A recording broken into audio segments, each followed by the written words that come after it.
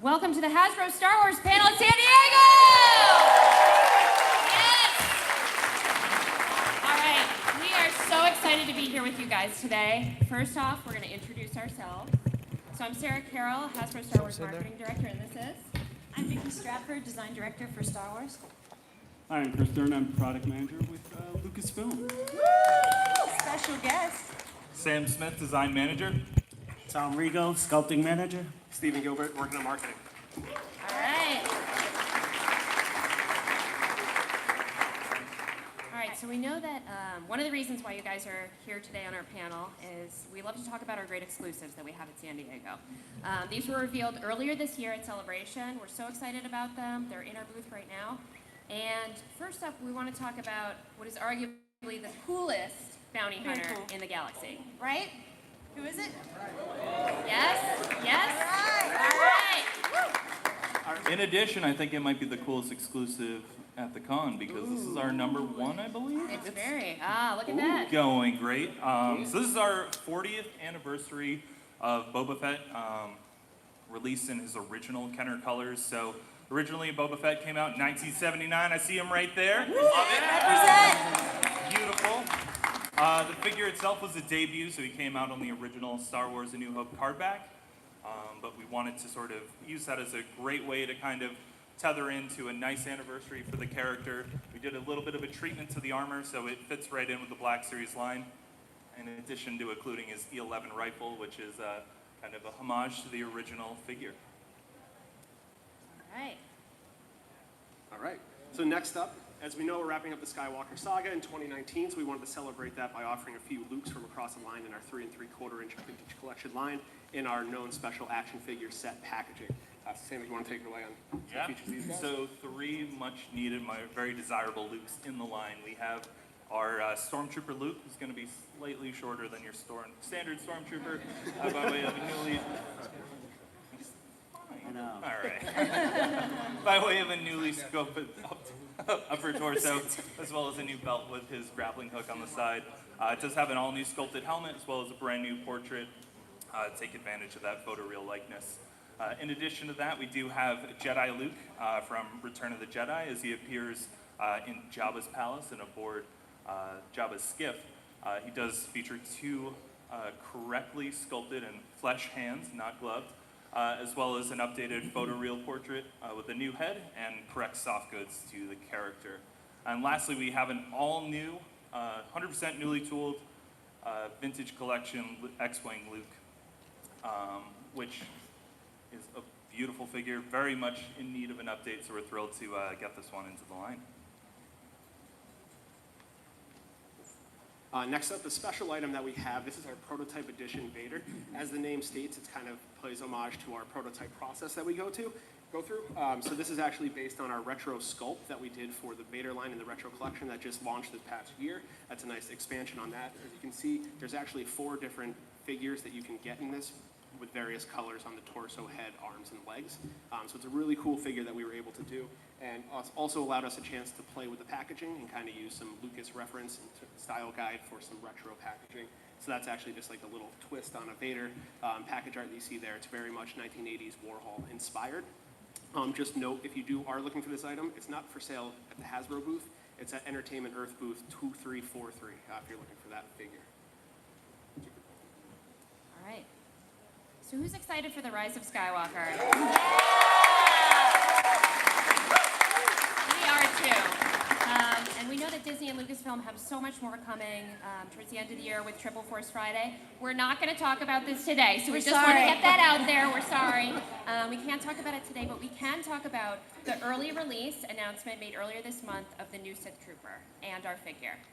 Right, so that's our brand new Episode 9 Trooper was announced earlier this month, and it is red hot. Yeah, that's right. Yes, I totally went for that, sorry. This is an exclusive Black Series 6-inch figure available here at San Diego Comic-Con. Hasbro is super excited to be part of the early release for the Rise of Skywalker, and Sam's going to break this down for us. Yeah, look at that. Yeah! Look at, represent right here. My man. Seeing a theme here. All right. if you want to just He's progress not a to plant, the by next the way. slide. To the next slide. Awesome. All right, so starting off with the packaging, our Sith Trooper here is going to come in a convention exclusive package. This time a little bit differently than something we've done before. Actually has a full armor garrison that kind of slides out underneath the packaging there to reveal a number of new weapons for this character to wield. So great troop builder. We have a nice little army of these down in the booth, which certainly check out if you haven't gotten a chance. But we'll hop to the figure itself. So this figure was a blast to work on. It is a great new armor variant for the film. You know, something we see a lot of influence from the First Order design, but also just taking into consideration a lot of the asymmetry and sort of trooper variations that we've seen in past years before. So then making it really unique and kind of tethering it to the Sith specifically, I think would have to be the fact that it's red. Red is a color. All right, just a little bit. So he's got a little bit of red peppered into the armor there, but it's really a beautiful new design, and we're thrilled to get this range of articulation into this trooper. Here you can see it outfitted with some of the other weapons here. So we have both blasters as well as some great melee weapons for the character to wield. Yeah, we're so excited about this that we are actually giving away this fantastic poster in our booth featuring our Sith Trooper figure. It's going to be in the Hasbro booth, and if you come by tomorrow around 12:30, you can come by and get one of your very own. All right. And as we know, we have fans all over the globe, so what we are doing, again, as we've typically done, is expanding these convention exclusives out across the globe. As you can see here, this is all the different conventions that we'll be offering these exclusives at. Just note D23 will have the Sith Trooper, only out of the items that you've seen, but all these other ones through Paris Comic-Con all the way over to Barcelona, we're going to have global representation. So if you're at any of those, have no fear, you'll be able to get your product there. All right.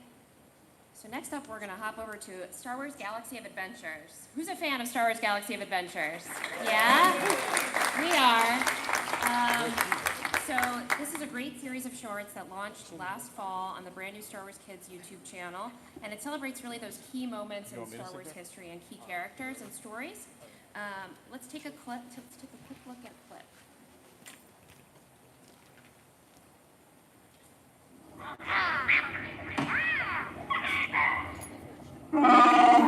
You made a fair move. Screaming about it can't help you. Let him have it. It's not wise to upset a Wookiee.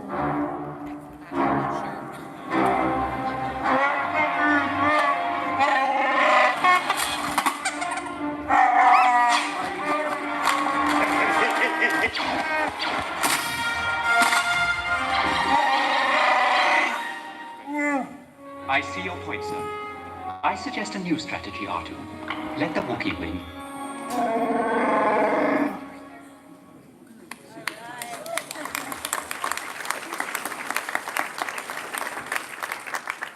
All right, clearly don't mess with a Wookiee.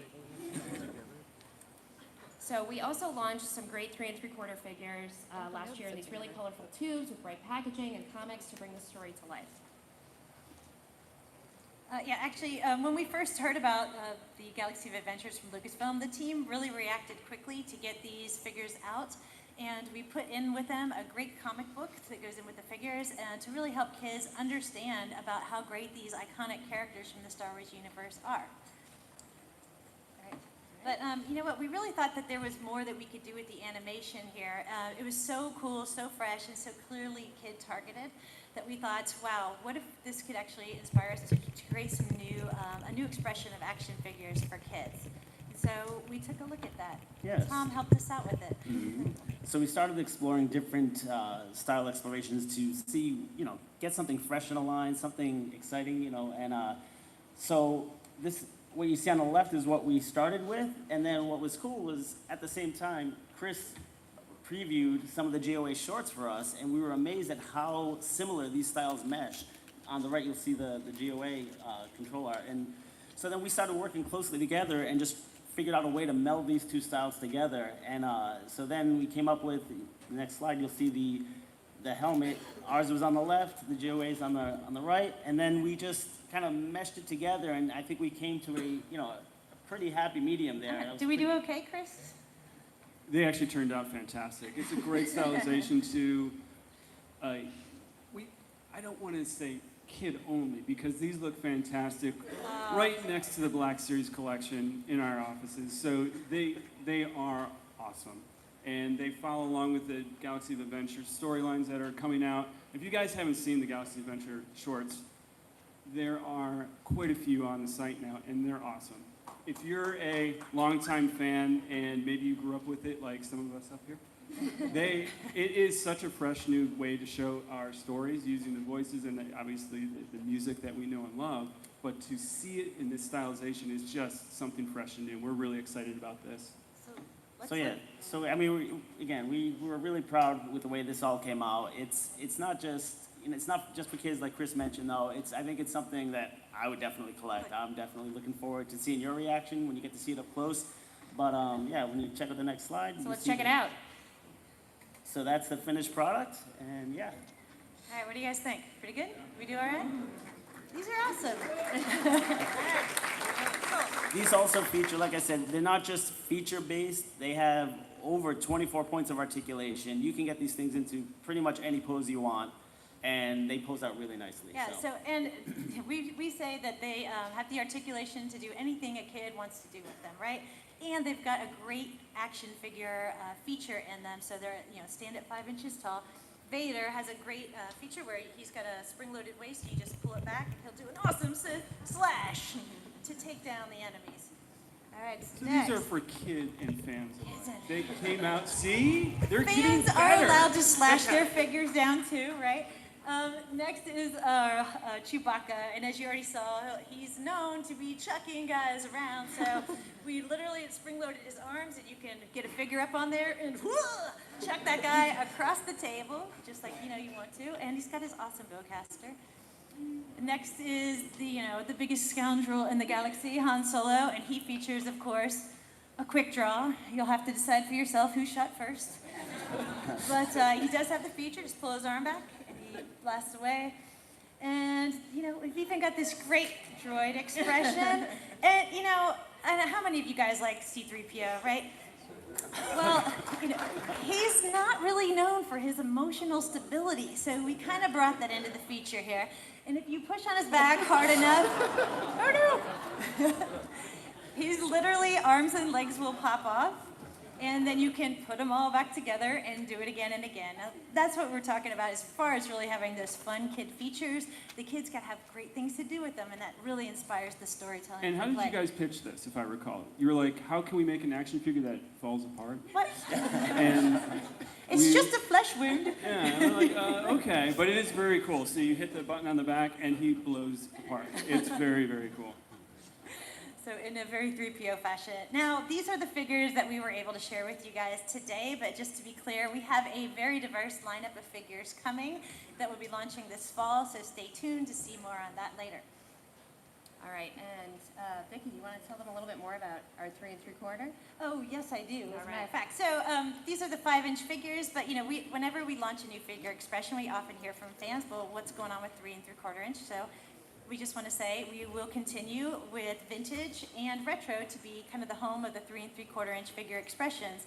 So speaking of retro, We launched the retro figure line earlier this year, and it's doing really well. You guys love them, so thanks. yeah, thank you. Yeah. So the retro figures, as you know, are replicas of the iconic 1970s original figures in retro packaging, the original sculpts, and great packaging with a little weathering on them. But before we get into those details, let's take a look at what inspired this line.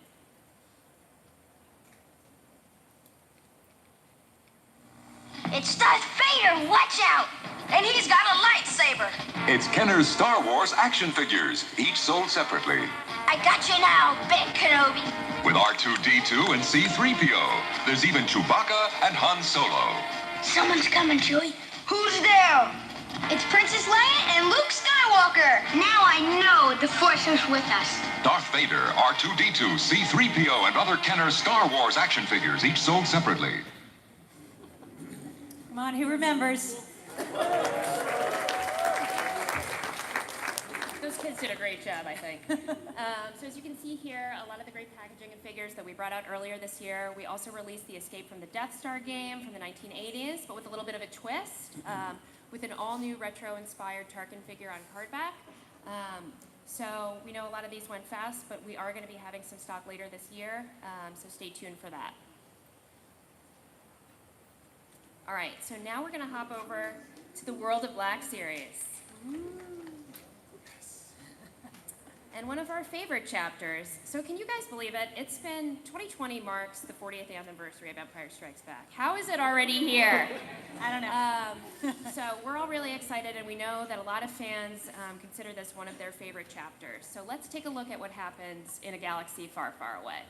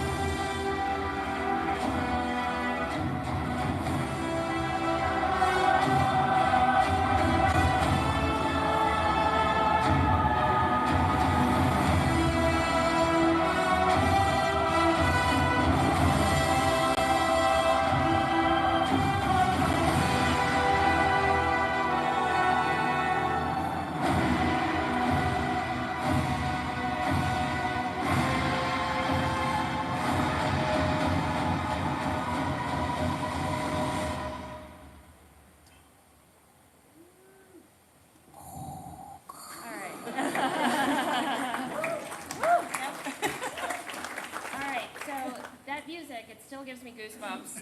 So we wanted to share with you the results of our fan vote. We showed this in February at New York Toy Fair when we announced that we were going to do a fan vote for Black Series 6-inch to celebrate the 40th anniversary. And it was a close one, but Luke Skywalker, Dagobah won. So we're going to have the team talk through what we're going to do with that fan vote information. Yeah, so you're gonna get your first look at the sculpt. It's in pretty much it's in progress, and we're developing it now. But yeah, this is on the left you see the part breakdown. It's incorporated all the latest articulation that we've been adding, like the butterfly joints, the triple neck, including some other things in there as well. But yeah, it's I think the figure came out pretty good. So it's we're happy. You did okay. Thanks, Mike. All right, so we've got a 360 view for you here.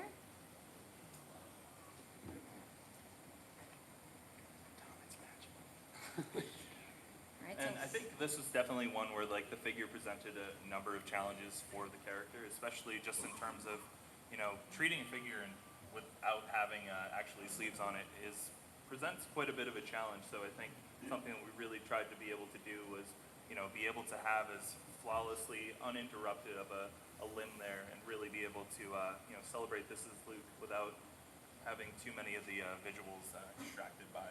Yeah, and I think the range of motion on like the elbow there, you see, we're happy with the result there, but when it's in its neutral pose, it still feels very accurate anatomically. So again, that's the kind of thing we keep striving for, constantly keeping the aesthetic, but getting the maximum range of motion.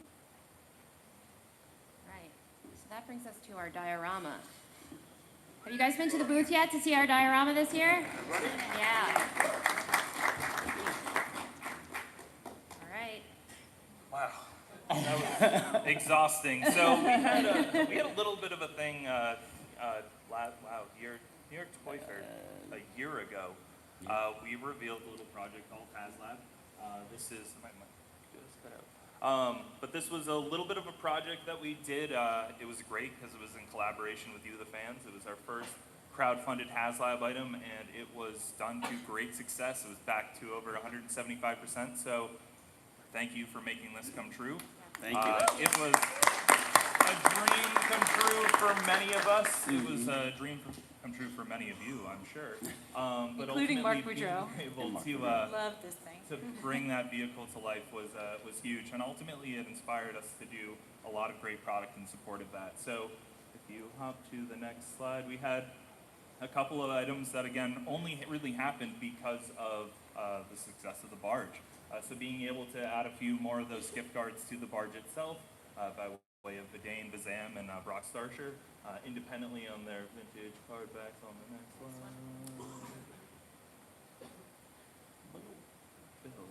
Build.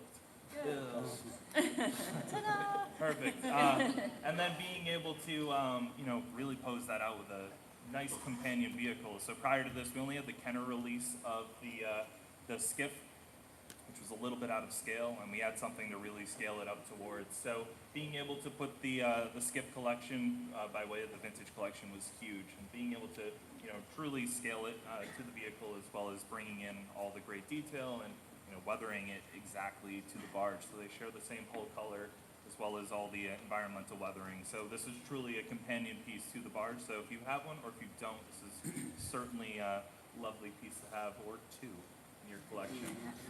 But kind of as a nice thank you to this, it was really inspired us to put together this year's diorama.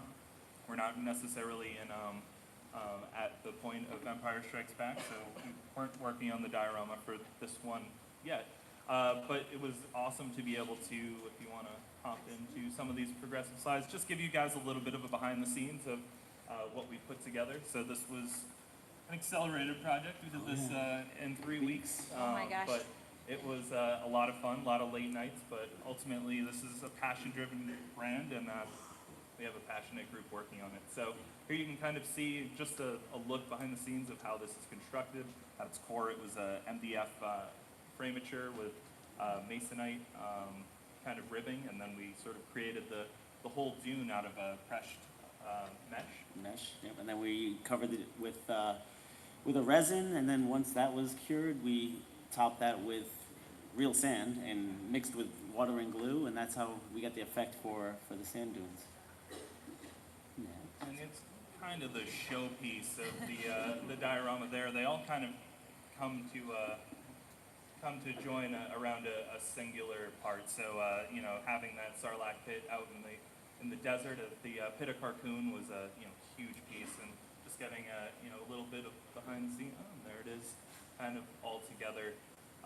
So this was again a huge achievement for the vintage collection, really being able to show that. But we have some 6-inch fans in the room too, so we also wanted to do a little bit with that. So Yeah, so we started building the interior of Jabba's palace, as you can see, just out of pink foam, just old school, traditional, hand carving, cutting, and yeah. Then we took that, covered it with grout, and painted it up. And yeah, then we have Eric Frainer, who helped with that as well. This was fun. We also challenged our laser cutter a little bit and put some heavy-duty insulation foam in it, and asked for forgiveness later when it may or may not have caused this. That always works out great. And the team really got into this. Just saying. So there's quite a bit of depth to the cavity beneath Jabba's palace. Yeah, there, you can but, lay in it. It's ultimately, not comfortable. it's nap-worthy. I'm well. pretty sure we found Alexa sleeping a couple Yeah, of times. just slack. But being able to really be able to outfit that with as much detail as we could, and making sure that we had that rock sculpture all the way back. And of course, with lighting was another fun project we had here. So kind of, I think it was rather last minute, we decided we wanted to go back in and really kind of amplify a lot of these great lighting effects. So being able to have the grating in the floor illuminate the orange on the trophy wall, and having that heavy spotlight above the kind of gateway to the Rancor pit, and then ultimately having a nice sort of feathered lighting throughout, and kind of that showpiece with the throne room. There's a bit more to the basement of Jabba's palace. Missing something. And this was something we were really excited to do. It's something we've been wanting to do, and we had an excuse now to do it. Was our little baby Rancor. And Tom coddled that thing an I awful love lot. that thing. He's a nurturer. Raised from from just a hatchling, but it's enormous. A Rancor in a 6-inch scale is like 19.5 inches tall. It is gigantic. It is a menace. Everyone thought we were carrying a gremlin down the hallway when we had this thing in loose pieces, so that was a blast to see, but you get to see So kind of cute. the assembly and just how beautifully that thing photographed. So this was definitely a lot of fun to be able to work on. Again, it was really just something we wanted to do as a great engagement for you guys here at the convention. So enjoy. This was for you. And as we've shared with a lot of you there, I mean, that display changes every day. So we're progressing the story, progressing the story in Jabba's Palace, at the Pit of Carcoon. So each day there's a new stage to it. So if you've seen it once, you're missing it. Yeah, stop by the booth and geek out with these guys. I would say Tom and Sam, and Kim is here. Is she in the room, Kim? Kim, Kim, raise your where are hand. ya? Come on, Kim. She's hiding. There There she is. she There. Stand up, is. Kim. Yeah. Thank Paint her.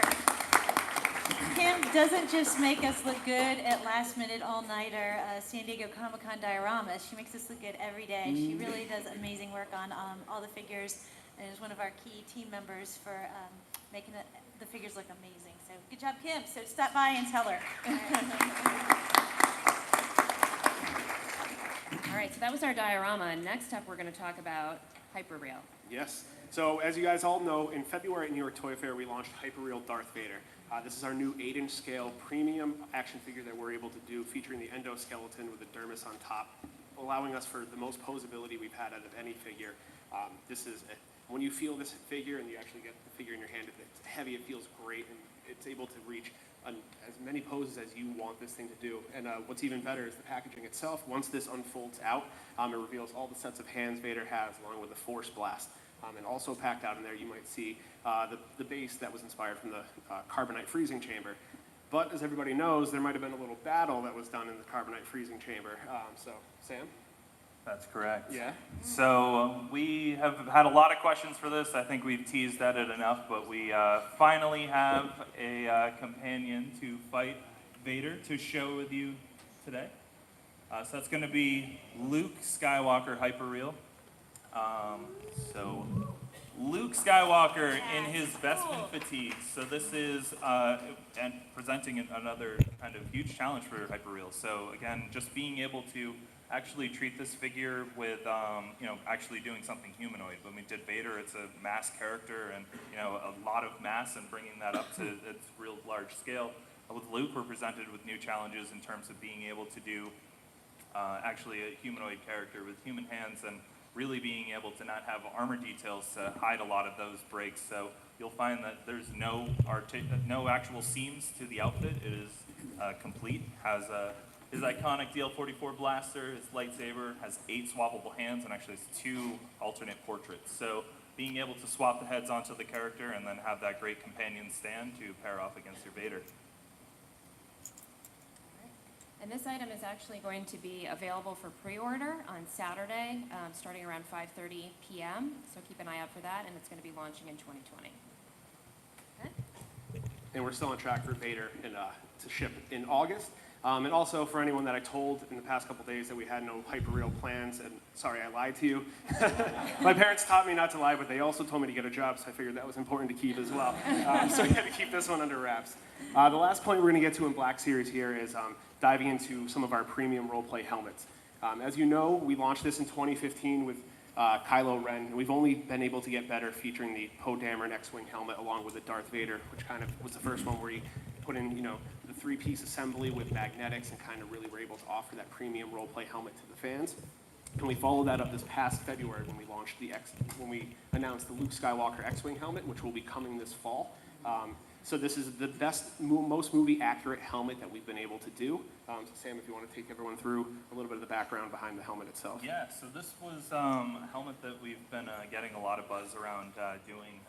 The great thing about it is really going back and doing a classic hero helmet from 40 years ago. So really having a nice companion piece to kind of the first classic helmet that we would have done, which was Vader.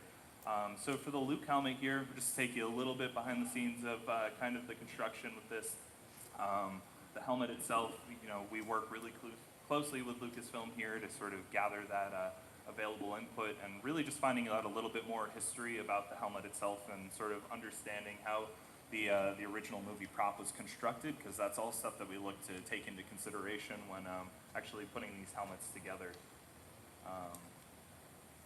So you can see here, it's sort of a lot of what we do in terms of a sculpting environment is being able to work on this digitally. So just bring in all the details, ensuring that we have everything correctly, and if we progress to the next slide here, ensuring that it fits a wide variety of heads. Yeah, when they need to test the max head size, this is the guy they go to. So Yeah. can confirm this will fit snugly. So a lot like the original vacuum-formed helmet that was used in the film, we really wanted to preserve a lot of that detail and not have to make modifications to account for undercuts and how this might traditionally be tooled. So breaking this out into an individual left and right side to be able to pull these helmet, actually you can hop right back. And then allowing those to join under the central mohawk, in addition to actually outfitting it with a completely texturized interior, which really the film didn't necessarily get to showcase and go into it. Something that's important to us with helmets, which is comfort. So being able to hop to the next one now, kind of giving a little bit of an early look in terms of, this is the digital paint process that we look at putting together, which just sort of showcases the clean, weathered, and then sort of like a complex color separation so that we can really see kind of how that color is getting maximized on the helmet itself, as well as a little bit of a behind the scenes of that helmet as it was being painted by Kim as well. Kim. And that we do have a pretty involved weathering process, as well as generating sort of the files that we utilize on the helmet, ensuring that everything is weathered and sort of feel. There's no real factory finish when it comes to the Rebel Alliance. So being able to go back and chip stuff away and really make it feel as though this was a helmet from 40 years ago. And then as we get into the soft goods interior of this helmet, we did something really new to this, which was go to a premium soft goods. We have a quilted, padded interior that's lined with a top as well as ear pads. There's a premium aluminum microphone boom, and then just that really nice translucent visor to kind of maximize the play feature for this helmet. And then just give you guys a quick look. I don't know if you've seen the packaging for this one, so this is just a quick shot of the box here, and that final assembly there. So, It's a really nice helmet, right? Yeah. Come see it in our booth. We have one down there. Yeah, they're there. So this is the most movie accurate helmet that we have done to date. Or it was. it was? It was. Wait, huh?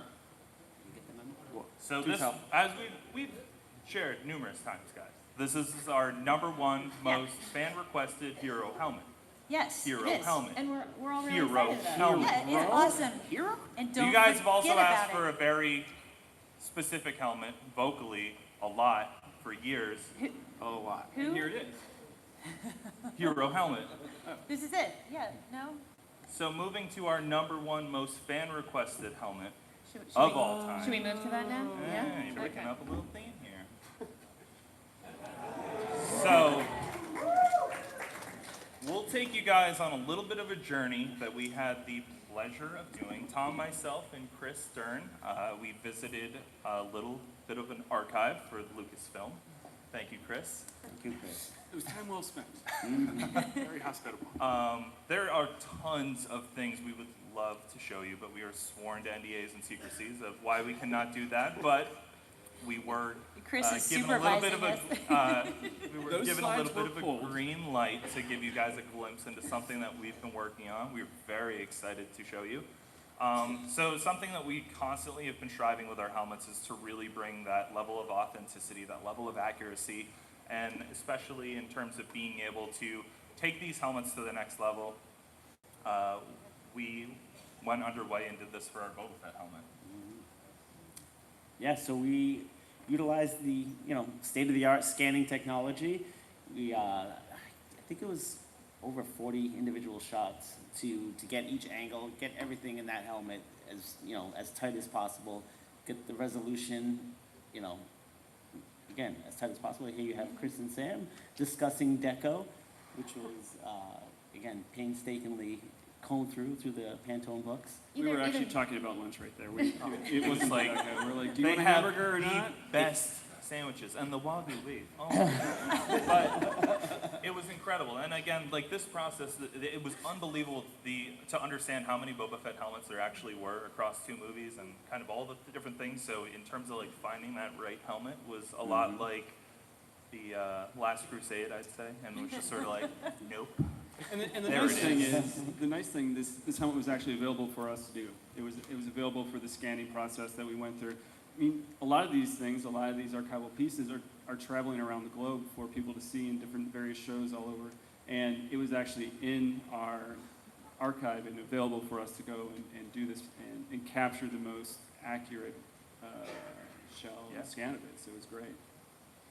So if we just hop to the next one, we pulled every detail off this helmet. We calculated every color. We double-checked every measurement to ensure that as we brought this back into a digital environment, what we'd be able to deliver was ultimately the same prop that we handled there.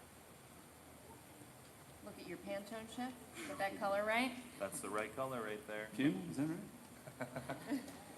And so here you can kind of see just a side-by-side comparison on the left-hand side of the screen is actually the raw scan data. And as we actually translate that to a physical product, you can see our 1-to-1 scale. We did not change a proportion on this helmet at all. It is the exact size of the original 1979 Joe Johnson helmet prop. And I think here you can see just a little bit of that breakdown for the helmet. Yeah, so we broke them down, according to color. So you'll see on the bottom left too, there's a nice cushioned material as well that will help, make the fit feel nice. And we, even broke it down with the prop. You can see the different segments that are included. So some of that is reflected here as well. And we put a lot of paint on it. There's a lot of paint on Boba Fett's helmet. And when he says a lot of paint, This is means- a record-setting number of paint applications that we've done. I'd say the only thing in the Star Wars universe that we have done that this rivals is the sail barge.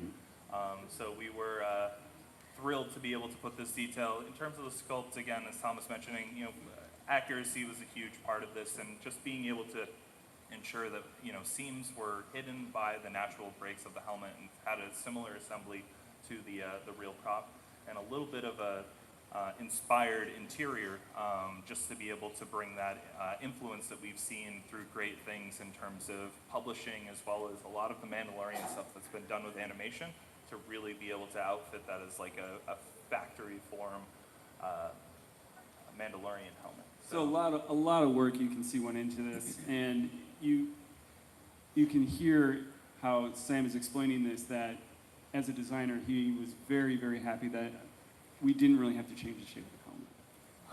For functionality purposes, for toy manufacturing purposes, sometimes you have to go in and engineer things so they function well for everybody to wear and have a great experience. But this one is one of the most accurate ones we've ever done.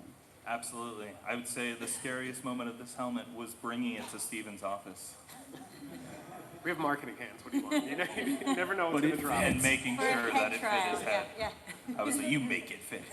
That's the kind of drama that unfolds at the Hasbro office. So you guys want to Will take a this look at it? fit Steven's head? You want to see what it looks like? No? No? There. Okay, there it is. Oh, here we go.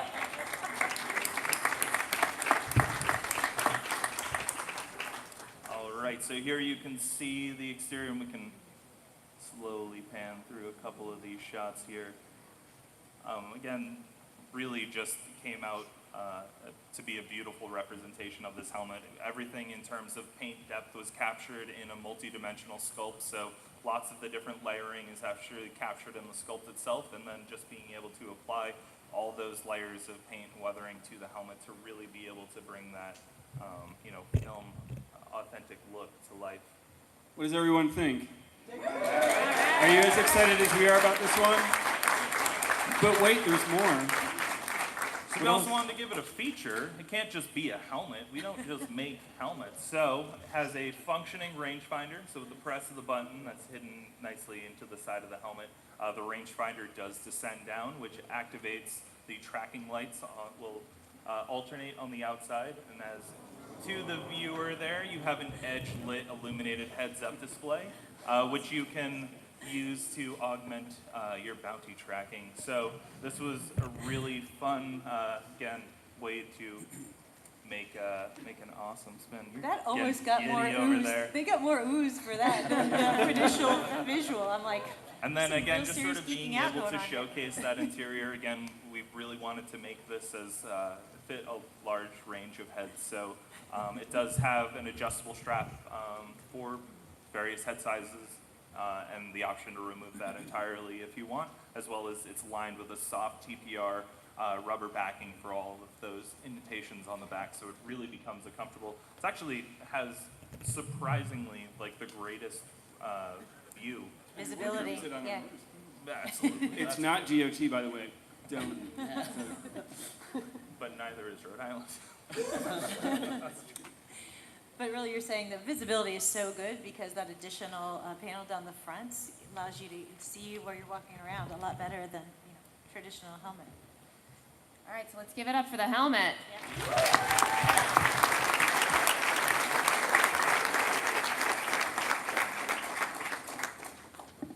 All right, guys, so this is what we have to share with you today. As mentioned before, we're going to be at a lot of other conventions across the globe.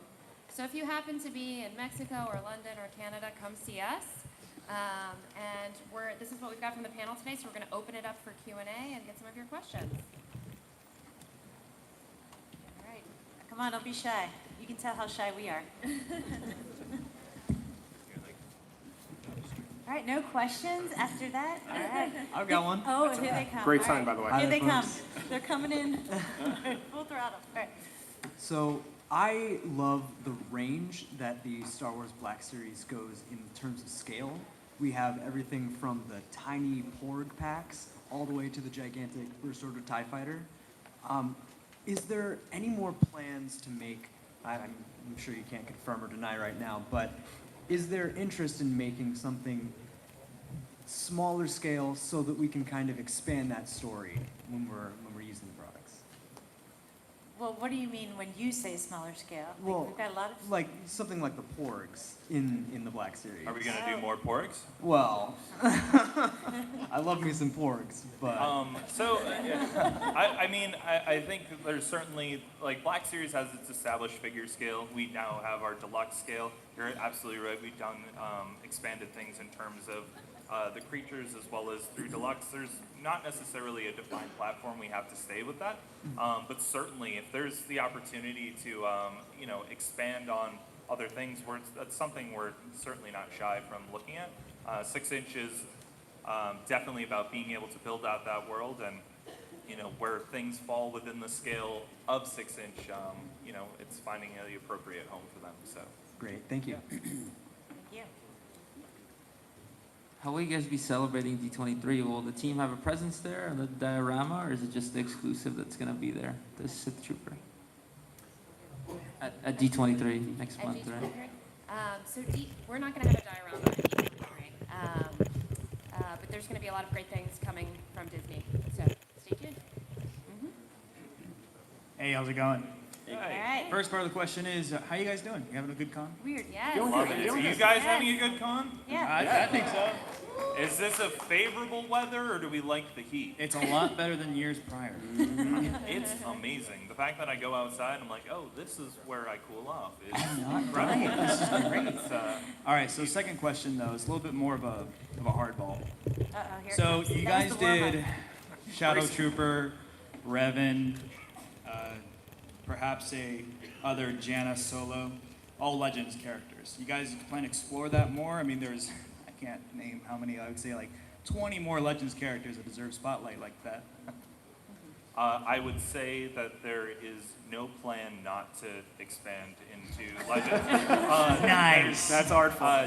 Definitely, what we face right now is Star Wars is so entertainment rich that it's just a matter of being able to, everyone wants something, and we love to, cater to everything. So being able to support new entertainment, being able to support classics, prequels, animated, as well as to do stuff with Legends. We don't have anything we can share today, but there's definitely going to be stuff for everyone. continually. Excellent. Thank you. Yeah. We were always happy to hear your ideas for what you'd like to see in the booth, though, too. We like- Top three legends, Yeah. go. Top 3 legends right now. Number 1, Kyle Katarn. Get that out of the way. Okay. Number 2, Darth Malik. Darth Revan, Darth Malik only makes sense. Okay. All right. And then number 3 is Bastila Shaw. That was under the pressure. All right. Love the Kotar. All right. Hey, it's all about Kodar, baby. All right. Thank you. Hi. Something that's always interested me is for your animated figures such as Ezra Bridger, how do you decide how to make translate the face from animation into what would be live action, I guess?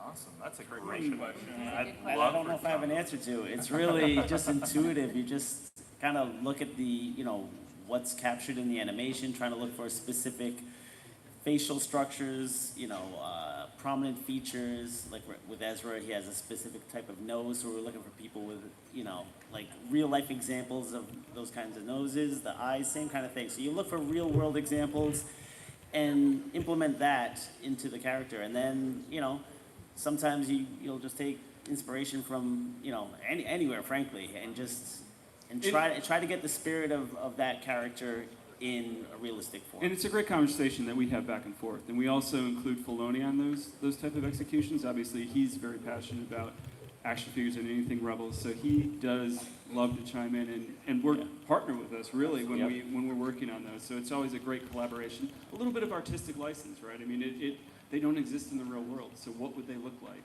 But it's a great partnership and really just a vision with folks up here and Filoni together, and we come up with what they look like and what you end up seeing on shelf. Yeah. Great back and forth on that. Are you happy with how they looked? Yeah, I Okay. really like that figure. Thank you. Cool. Great. Thank you. Thank Yeah, you. those are fun to work on. In the 3 3/4 format, Klieg Lars, with possibly even having where you could have attachments to the legs, so you could have almost before Attack of the Clones and then after in the chair. And then Yoda's house has never been represented other than the 1980s one, which was actually a tree and not his actual house. So you could think about that. So, love the suggestions. I'd say definitely in terms of, play sets, we're certainly, open to looking at doing more. We did the trophy run for Jabba's Palace to great success. I think a lot of great response on that one. So I think certainly, there's always going to be opportunities to expand on that. And if you guys keep chiming in that you want more and more of it, we'd love to bring it to you. Yeah. When's the Boba Fett helmet coming out? The Boba Fett's coming out in 2020. Okay, just make sure that the plastic clear part goes all the way to the bottom, because most of the previous ones, this part was always solid. It wasn't actually see-through. I can confirm that the lens goes all the way to the bottom. And on that too, I'm not sure if we said it, but it will be available for pre-order tomorrow too at 5:30, along with Hyperreal Luke. So be ready. As a youngster, I can Sorry, tell you. I realized that I was going to ask that question at the end, and decided I'd give it now. As a youngster, I can tell you I enjoyed nothing more than crushing my figures into compactor. The heroes never made it out of there. Would there be a future modular build for a Death Star in 3 3/4 inch scale or a Cloud City? Because that's where it's at. You knocked it out of the park with the sail barge, and the Jabba Palace scenes are amazing. What are your feelings? Yep. Not that anybody doesn't love Cookie Monster or anything. It's just, And you bring up a great example with the sail barge. I think, now more than ever, there's the opportunities to make these big dream projects come to life. So it's certainly something, we don't have anything we can share with you, but again, if there's vocal community that really wants to see that happen, we're certainly all in for making Please be it. loud, because I want to do it too. Yeah, be loud. That helps us, actually. Yes, I'm curious, the human skip guards, if you're able to potentially do them in the 3-pack, even if they're sandwiched between either reissues or some of the aliens you haven't done before, or is there a licensing reason? I can say that there is no licensing concern in doing it. It's not a matter of the twins from the cantina, so there is certainly the opportunity we can do them. I don't have anything in terms of when those are happening, but we know the members of the Skip Guards and the Jabba's Palace that are missing. Thank you for all that have been very... Their absence. I appreciate it. I think I've seen few handful of binders like come through and they're like, and you have these 7 that are missing. But again, we love it. It's great to see. It's a great conversation to continually have. We have ones that, you know, we'd love to see updated as well as like Potsnitskin and stuff, but ultimately being able to get the rest of that crew out, we'd love to do it. We just don't have anything we can share at this time. Yeah, is it a better possibility if, like I said, more creatures, because they tend to sell with kids and stuff like that, a human sandwich between? I think it's certainly something that can help. Human characters, in terms of, they have really cool armor variations, so in terms of how we treat them, could definitely be really unique. But, you know, with it being the vintage collection, it's about celebrating that character. So again, if there's a vocal community that wants that figure and we can justify doing it, we'd love to bring it into the line. Hello, Wall. Easy question for you today. The Hasbro Pulse t-shirts are hot. How do I get one? You can have mine. Are the person This team will give you the shirt off their back. Sounds like a stage question. Thank you. Thank you. I'm a big fan of the 2008 to 2013 animated styling of the Clone Wars 3.75 figures. Is there any chance you guys could ever go back to that kind of hybrid between the movie reel and the animated stuff you did for a re-release or a new line, perhaps with a new season? I feel like we need entertainment to justify doing something like that, but oh wait, nothing that we can share today, but it's, you know, a very valid piece of entertainment that's coming. We're certainly all excited for it, so you know, I think that ended up being a really nice crossover into the vintage collection and really is what ended up inspiring us to do a lot more of those characters in the Black Series, so absolutely stay tuned. We hear it, we'd love to do it. Piggybacking off of that for the Clone Wars figures, Duchess 18, I would like that a lot. Also, are there any plans for new Resistance figures beyond the original couple, 4 or 5 that came out? We don't have any plans right now for any new Resistance figures, but we're certainly still excited about the series. Okay. Yep. Thank you. Yep. Hey guys, JC Cutman here. Be sure if you're into Marvel Legends to tune in at 4:30 p.m. Pacific time. That's when the Marvel panel is. There should definitely be some reveals there. If all goes well, I will be streaming that panel as well. Hopefully I'll get a better seat, so I'll have a bunch of heads in the middle of the screen. But hope you guys enjoyed this panel, even though there really wasn't anything new revealed. Zeb? We want Zeb. We want Zeb. We want Zeb. We want Zeb. We got one figure We left. want Zeb. We think got we want one Zeb. figure left. Yes. I see you noticed. Can't speak At all. at all. Anyway, I'm going to end it But here, we know so I'll that catch you guys in we just a are bit. aware of that. You just brought it to our attention. Thank you.